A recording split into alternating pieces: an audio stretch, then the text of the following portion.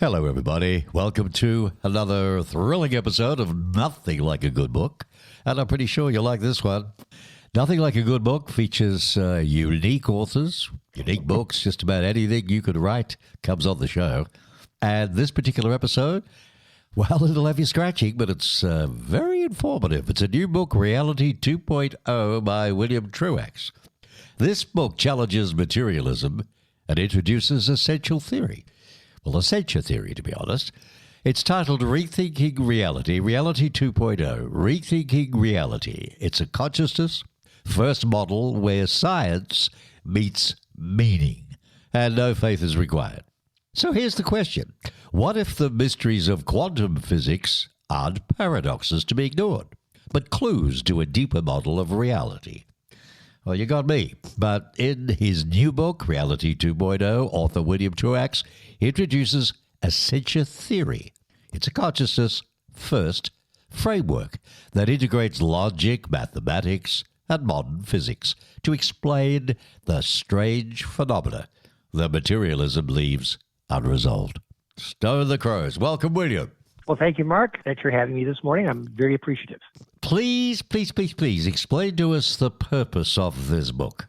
The purpose of the book is essentially to announce a discovery, in a sense. You could say that this universe, as we understand it, has a big old hole in it, or at least the scientific understanding of our universe has a hole in it. And this is noticeable at the scale of the very large and also at the scale of the very small, which is where I start with it. If you take a look at some of the phenomena that are produced by the experiments in atomic physics, they make no sense whatsoever from a point of a normal worldview. And scientists work with this. They know how to deal with it. And in fact, they can use this information to make some pretty advanced technology like GPS and computer chips and such. But that doesn't mean they really understand it. They just work with something they're not fully understanding. And so what I'm proposing is a model that allows for these quantum weirdnesses, you might say, to be understood in a manner that's consistent with the experimental data and also with logic and with math. Okay, I believe you. Thousands wouldn't, but I do. No. Well, that's good.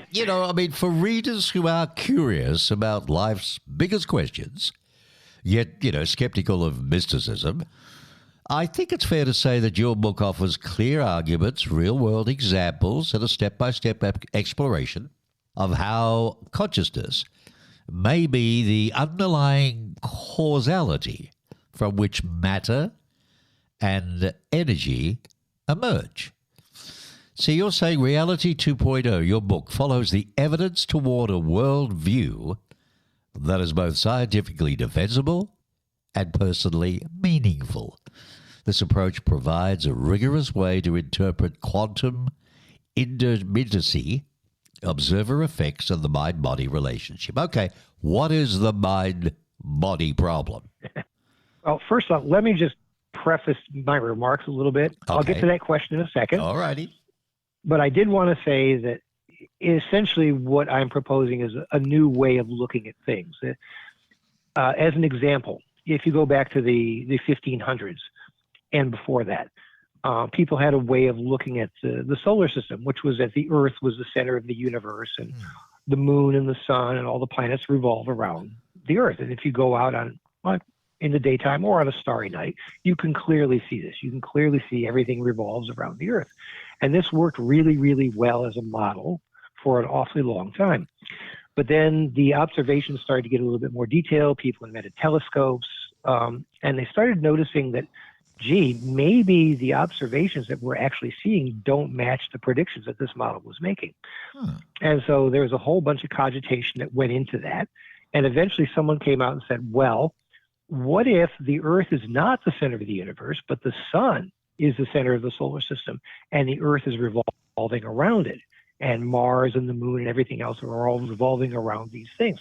What if that's the model? And that, of course, opened the door to a much deeper understanding, a much more productive understanding of how all these celestial mechanics work. And we're at that kind of a point now with subatomic particles. We've been using a model about why these things are and how they work and how they operate that doesn't really explain what's going on. And I'm proposing a new model. So over the course of this interview today, I'm going to go over some data from scientific experiments and what they mean. Some of these data may sound pretty astounding and maybe a little bit hard to think with at first. However, if you and your audience can hang with me, I think it'll give you a whole new way to look at not only science and physics, which is of interest to some people, but more importantly, a whole new way to look at life, a whole new way to handle life and make your life worth living. Wow, that's pretty, that's a lot, isn't it? You know? It is. Going back to your question, not to get too awfully detailed about it, but back in the 1700s, there was a philosopher. His name was René Descartes. He was a big deal. And he first came up with this idea that there was that which existed in space and time and that which thought. And he was the one who came up with the idea of I think, therefore I am. You know, he was looking at all the religious dogma and the philosophical dogma of his time and saying, gee, is there any one thing that someone can't deny or quibble with? And he came up with this idea that, well, if there's some thinking going on, someone or something must be doing that thinking. Uh-huh. So what he decided was that it was a non-physical mind, he called it mind, that was doing the thinking, and that the body existed in space and time. So that's where you get the idea of the mind and the body. The problem came in because the way he put together his model, the mind was able to perceive and to think. So it was essentially perceiving data from a pre-existing, if you will, universe, a universe that was out there that could be observed, and the mind could perceive it and could think about it and make decisions. All right. The trouble is you figure, okay, if you look at a human being and you've got a mind that's looking and thinking and deciding, and then you've got a body that's actually doing things, how does the mind actually influence the body? If all the mind can do is think, how does the body get influenced? And no one's ever really been able to answer that question. Philosophers have been arguing about that for roughly 4 or 5 centuries since. And so what I'm proposing is that this non-physical mind, similar to what Descartes proposed, and also, I should add, this is pretty much the philosophical history of all of Western and Eastern thought up until about maybe 200 years ago, figured that there was some sort of, call it a spiritual or a soul in existence, something like that. And this is where we come from as a society. And so I'm saying, okay, that exists, but it has not only the ability to observe and to think, but also the abilities to know, decide, create, and impel. So I've given this a couple of additional abilities, the ability to create and impel. And this is backed up by the experiments which were done back in the 20s, the 1920s. We're talking about data from a century ago now. Right. Where when physicists were first able to observe one subatomic particle at a time, as opposed to just a whole batch of them, when their technology and their measurement technology got good enough, they could say, hey, we can look at one electron or one photon at a time. What they noticed is that this electron or photon or anything else that they looked at didn't come into existence in any meaningful way until they looked at it. So let's say you're talking about a photon. The photon existed merely as a possibility, as a spreading area of possibility, until it interacted either with an observer or another particle which was being observed or had been observed or could be observed.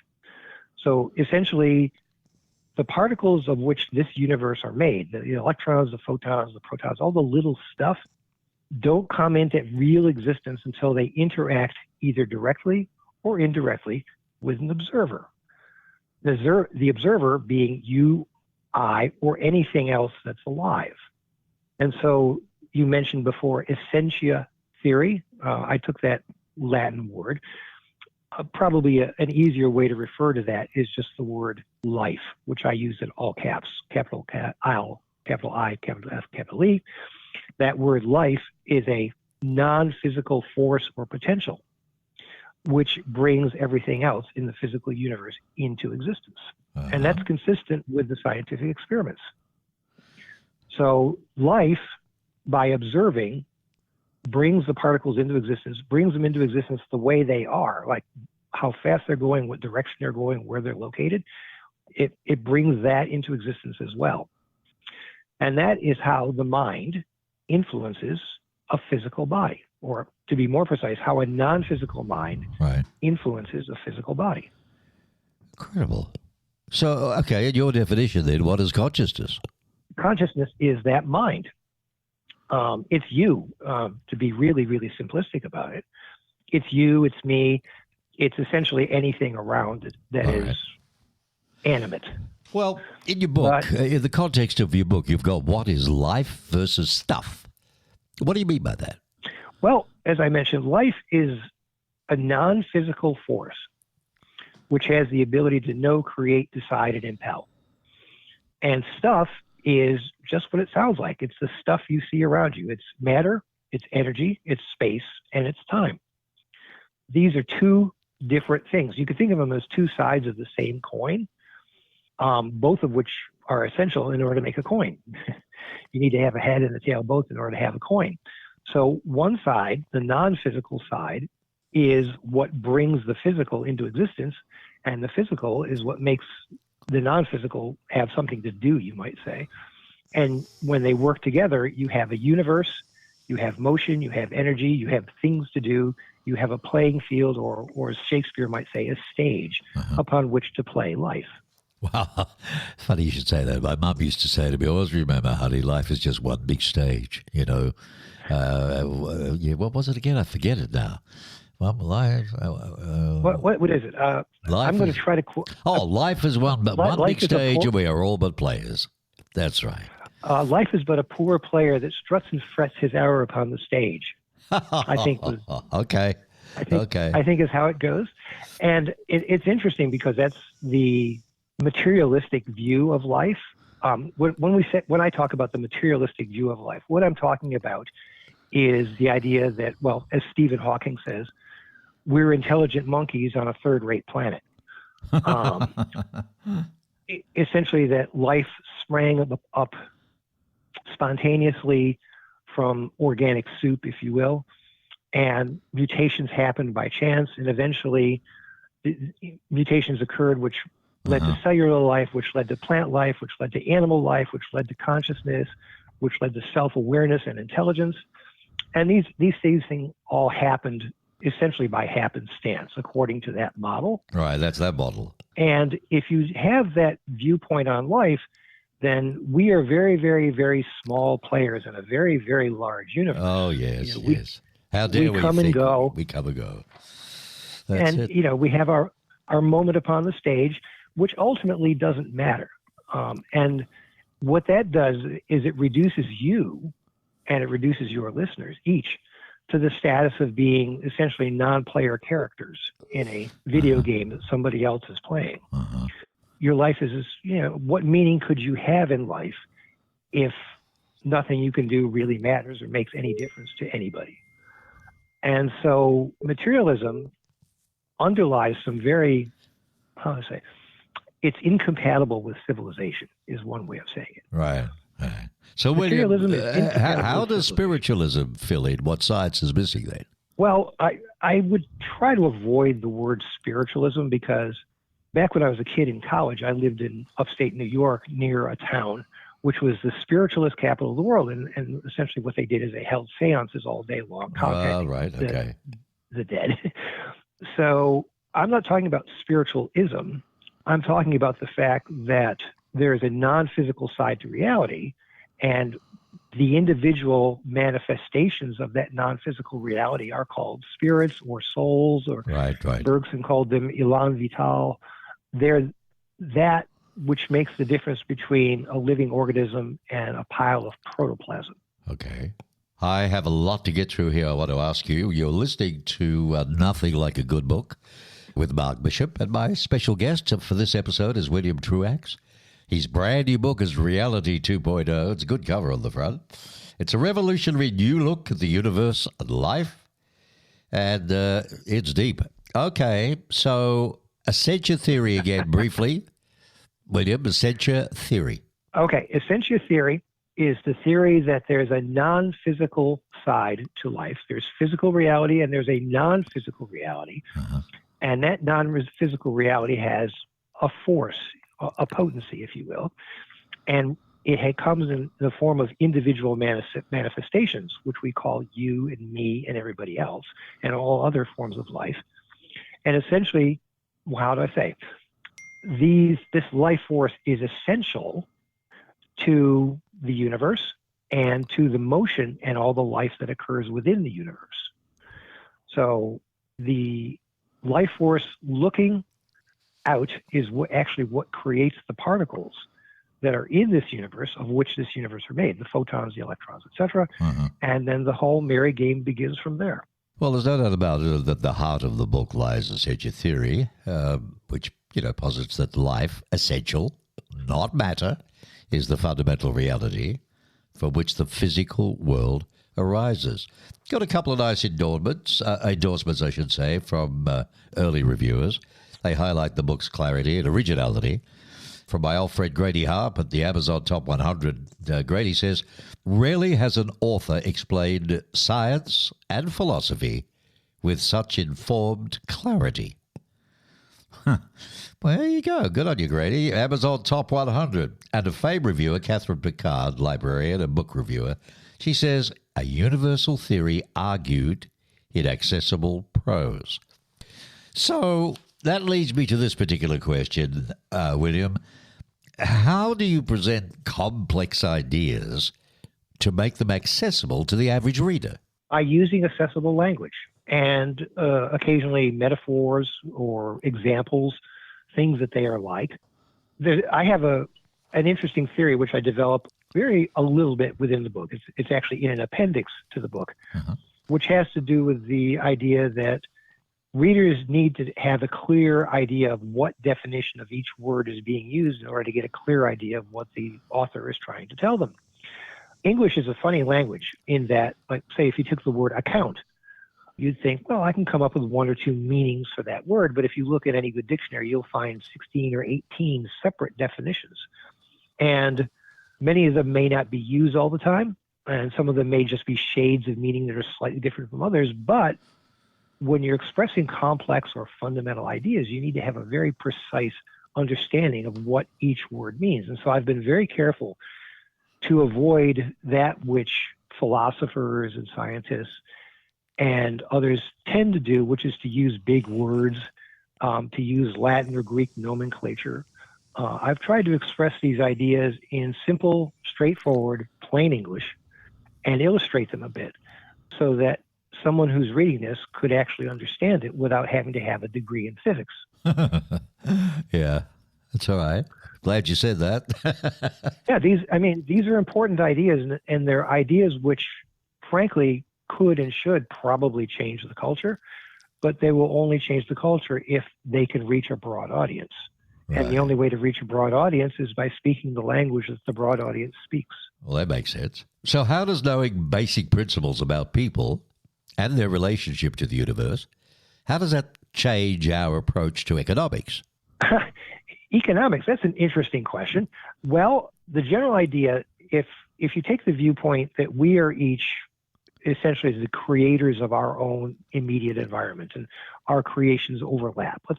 One of the metaphors or one of the examples I use in the book is that of a football stadium that's full of people. And each one of them is shouting and because let's say a team is doing something interesting, and that those shouts together create a reality.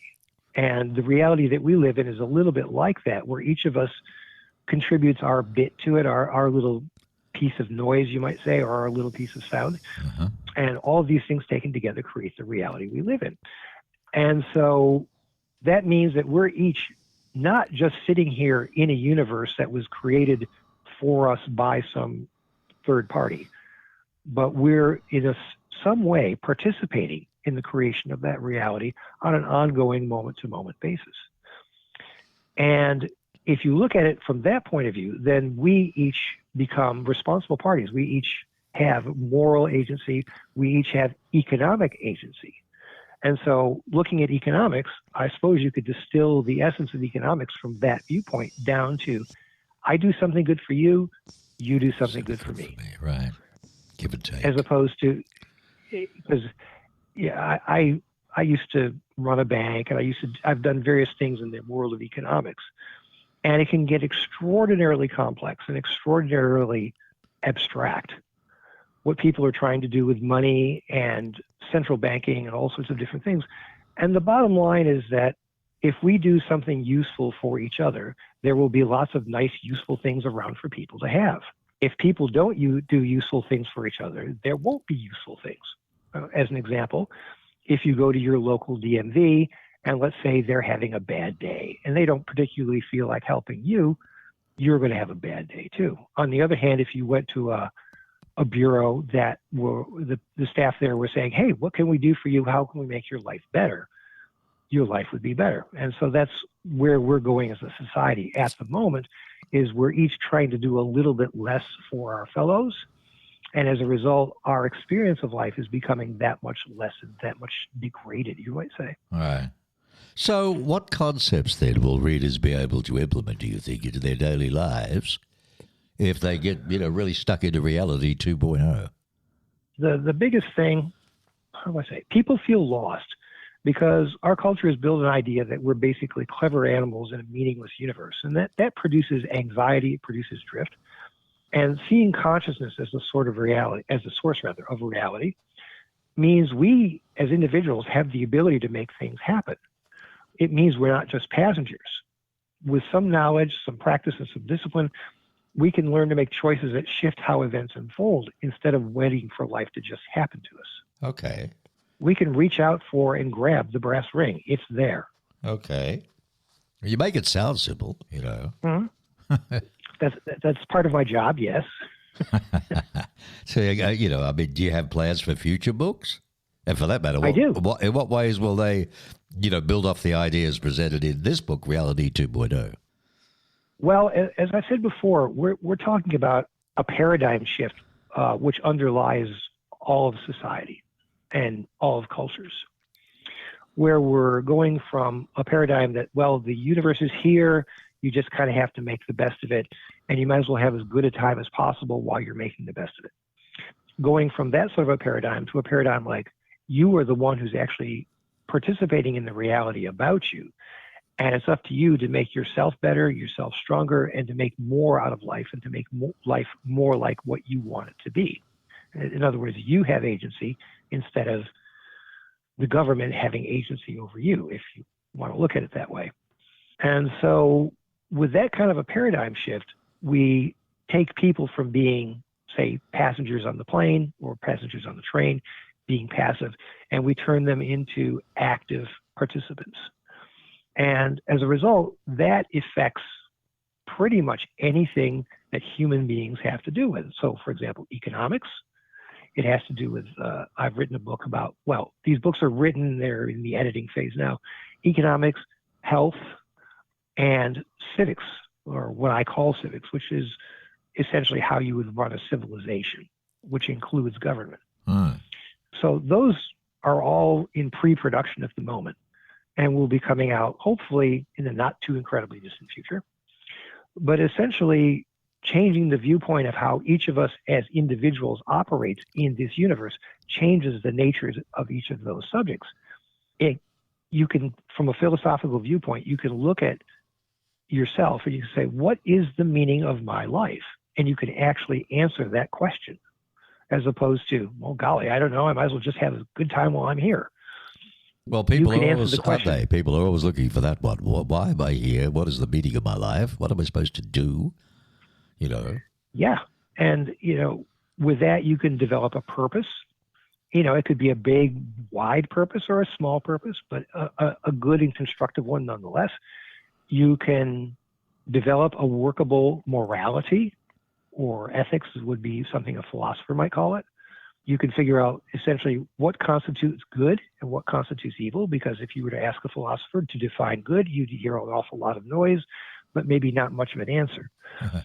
So you can define good and evil. You can put out there, this is what we're trying to achieve, And then knowing what you're trying to achieve, you can then figure out definite steps on the road to achieving it, whether it be, as I said, in economics, in health or vitality, or in the civilization itself. Folks, the book is titled Reality 2.0, A Revolutionary New Look at the Universe and Life by William Truax.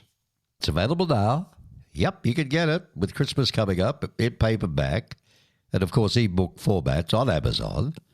But it's also on major other online retailers. Who are some of those? Can you tell me? Unfortunately, I'm more of an author than a marketing specialist. Okay, no but I problems. can tell you is that we do have a website, which is reality20book.com. And the book is available there as well. And also on that website, if you're not decided if you want the book itself yet, is a very interesting, shortened, I think it's a 14-page preview of what's in the book that exposes some of the interesting conundrums and weirdnesses of quantum mechanics and how they may best be resolved. Yeah, additional information. And if you'd like to request a complimentary sample chapter, all right? So I want to double-check this. Write it down, folks. This is his direct website to go to, but see, there was an O missing here. It's just as well. www.reality2.0, correct? Or just 2.0? No, almost. Just 2.0. Just 2.0. That's what I thought. So I want to put that in there. Actually, to be more precise, it's 2.0. Yes, 2.0. Reality20book.com. I want to get this right because that's the book, because you can buy it direct from there, through there, yes? You can buy it direct through there. I think what the website does is it links to Amazon. That's right. That's what happens. It takes you straight to it on Amazon. So what was it again, Mark? Right, get it down. www, which I call reality20book.com. All right? Now, you've got to watch the book trailer. That's exciting. That's rather sharp. Okay? And that's on Vimeo.com managed. I'm going to put it, I always do, I put these links onto the author's bio, which is on my site, markbishopmedia.com, under Nothing Like a Good Book. Tab number 3, scroll all the way down to Nothing Like a Good Book. It stays there permanently. There's a nice headshot of him. He's got nice Goldilocks curls. And from there, you can read his bio and listen to the whole show again. It's up on YouTube, and it goes out to 11 or more platforms across America, and also overseas to Indonesia, Japan, and all of that with Joanne. So the book is right now, and you can have it. Just be able to go onto Amazon. But that's the website, right? www.reality20book.com. And what was the name of it again? Reality 2.0. 2.0. Reality 2.0. A revolutionary new look at the universe and life. Yeah, it'll get you thinking. It'll get you thinking. And he's got follow-up books to come, so you can fill the bookshelves with that. And hopefully it'll get you a little bit more than just thinking, but actually perhaps seeing and acting as well. Wow, there you go. No promises, though, right? No promises. No guarantees? Each person lives his own life and makes his own decisions. We all have to lift our own weights. Yeah, we're in a time of questions, aren't we? How the universe started, where we came from. There are so many, different models thrown out there, from aliens to we're just test monkeys, and started from starseed, and then on top of that, of course, the heavy religious side of things, and then you've got universe is doing its thing. I mean, I saw a documentary once. It was amazing. It was all about this fish. I'm a Pisces, so I'm a fish, but crawled out of the water, and soon it walks, and next minute, it becomes man. So I don't know about that one. Yeah, I understand. People don't know what to believe. You know what I mean? People want to know. I do know exactly what you mean, which is hopefully something that they can address by having a look at this book. Yeah. Can you imagine in those days when they had a shot at Darwin? Poor Darwin, didn't he cop it? Yeah. All right, William, it's been an absolute pleasure. Thank you for coming on Nothing Like a Good Book. It'll be up there on YouTube and all over the place in a couple of days. I'll kick my audio guy in the backside to get this done as quickly as I can. And if you hang on just a sec, when we complete this, I'll get your email down to make sure I send you your own copies as well, your links, okay? And Thank you very much. Get it out there. The more viral you can go with it, the better it is. Thank you, William. It's been a pleasure. And thank you, Mark. I hope you enjoyed that, folks. William Truax with his brand new release on Amazon now. Check it out, Reality 2.0. And we'll be back with another episode soon.